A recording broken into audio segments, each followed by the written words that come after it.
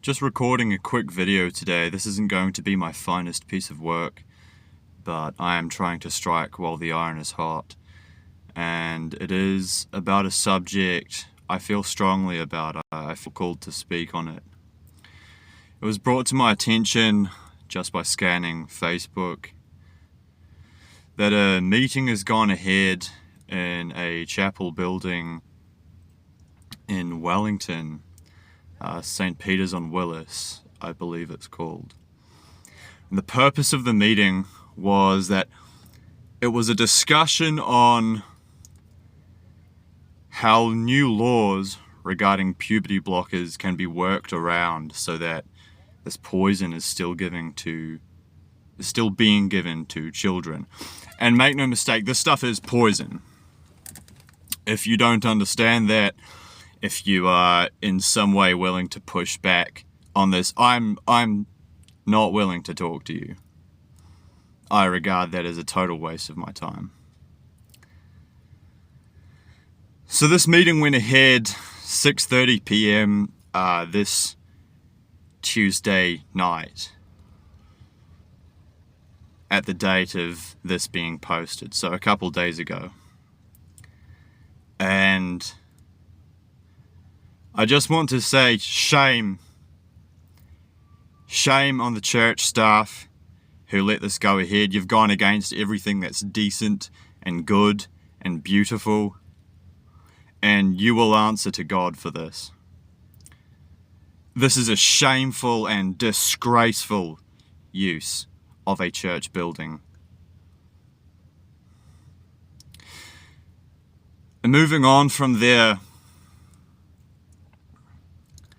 I just want to point out how this should call to your attention that these issues are outside of the election cycle, and if you have a problem with these kinds of things, what's called, the trans agenda by some, if you have a problem with this, you need to start thinking above and beyond the ballot box. So these societies and groups are organized. They do not criticize their radicals. They are very disciplined. They are very cohesive and organized. And they put in consistent effort and pressure throughout the year, irrespective of who is sitting down and talking in the beehive, and irrespective of when the election cycle is. And clearly, to some extent, irrespective of the law. Okay, this whole premise is how they're still going to poison children under new law. Think about the rule of law. It is only as good as the law, and law enforcement are only as good as the laws that they are enforcing.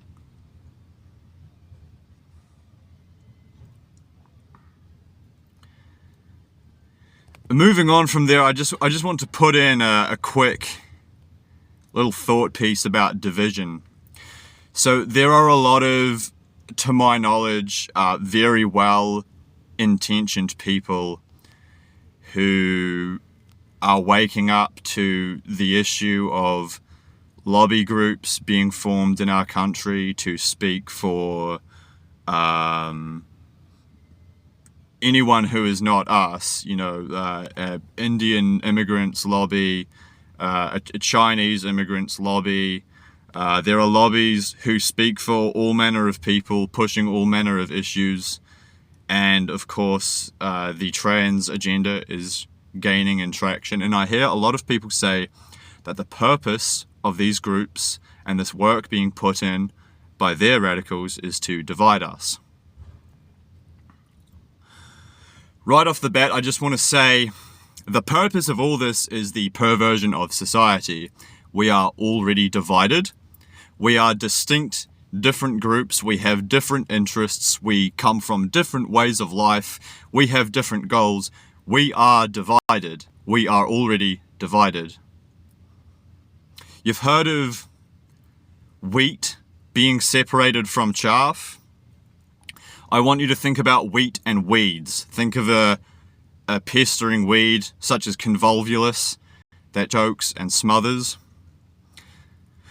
So the goal of the enemy is not to divide us if he's trying to pervert society. The goal here is that we remain united to the poison where we can be radiated. If you're conscientious, if you want to push through this and really do something about these issues, you need to start thinking about how you separate yourself. Wheat and weeds. When weeds are choking the wheat, I'm aware that this analogy can only be applied so far because wheat cannot up and move itself. But when weeds are choking wheat, the goal of the weeds is not division. The weeds do not want to be separated from their hosts. They want to choke and smother.